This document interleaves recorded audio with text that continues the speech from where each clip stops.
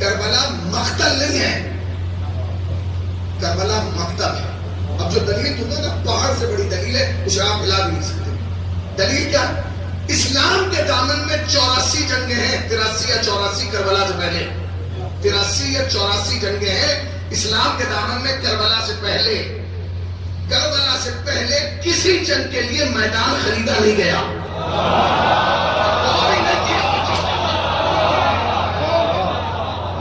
پھر سنیے، سمجھے نہیں آپ؟ میں آپ ہی کے درمیان سے آیا، پھر میں سنا، میرا کوئی اور کام نہیں ہے، روزانہ یہی کام۔ مجھے معلوم ہے کہ کس دریا سے اور کس سمندر سے کتنی بات کی توجہ بھی نکالنا، آپ ہی کو سنا کے یہاں تک پہنچا۔ پھر سنیے گا، جو کہہ رہا ہوں پورے یقین کے ساتھ کہہ، پورے اطمینان کے ساتھ کہہ، چاہتا ہوں کہ 20 منٹ کے اندر پیغام پہنچ جائے۔ کربلا مقتل نہیں ہے، کربلا مکتب ہے۔ کربلا کا تعارف بھی غلط کرایا گیا ہے یہ کہہ کے کہ کربلا مقتل ہے۔ مقتل کا مطلب یعنی کربلا جنگ ہے۔ جب جنگ ہوگے تو امن پسند قریب ہی نہیں آئے گا۔ یہ بالکل ایسا ہی تھا کہ محمد کو مجنون کہہ دو تاکہ صاحب عقل قریب نہ آ سکے۔ بھائی نبی کو مجنون کیوں کہا گیا؟ اس لیے کہ تاکہ صاحب عقل قریب نہ آ سکے، بچے قریب نہ آ سکے، کوئی سننے والا نہ ہو، اسی لیے کربلا کو جنگ کہا گیا۔ کربلا مقتل نہیں ہے، کربلا مکتب ہے۔ اسلام کے دامن میں 83 یا 84 جنگیں ہیں۔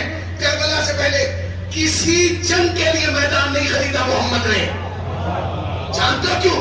کیونکہ مقتل کے لیے جگہ نہیں خریدی جاتی، مکتب کے لیے خریدی جاتی ہے۔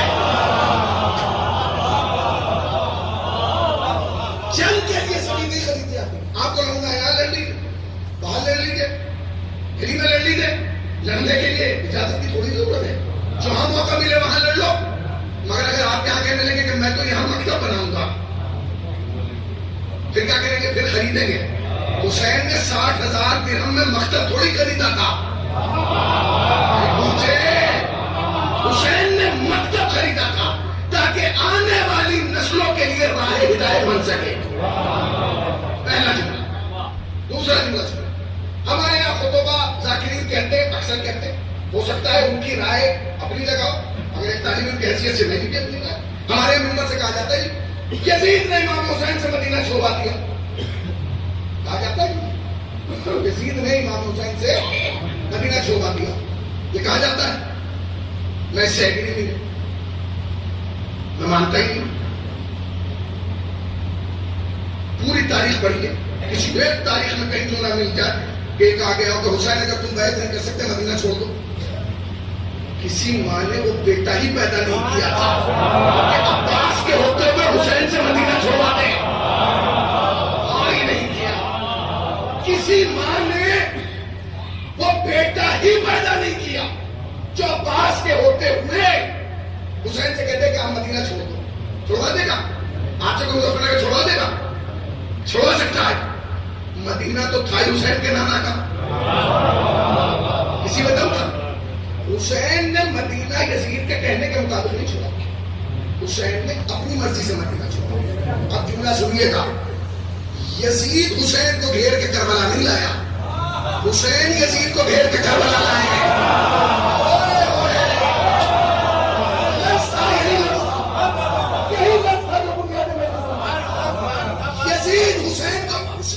ضرورت ہی نہیں تھی، یزید میں جو ارے بندروں سے کھیلنے والا، نیزوں سے کھیلنے والا کا مقابلہ کرے گا نہیں۔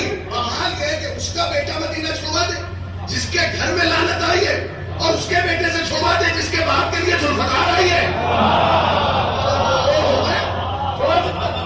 ناممکن تھا کہ کوئی حسین سے مدینہ چھوڑوا۔ یاد رکھیے گا کربلا کی پلاننگ یزید نے نہیں کی تھی، کربلا کی پلاننگ تو حسین نے کی تھی۔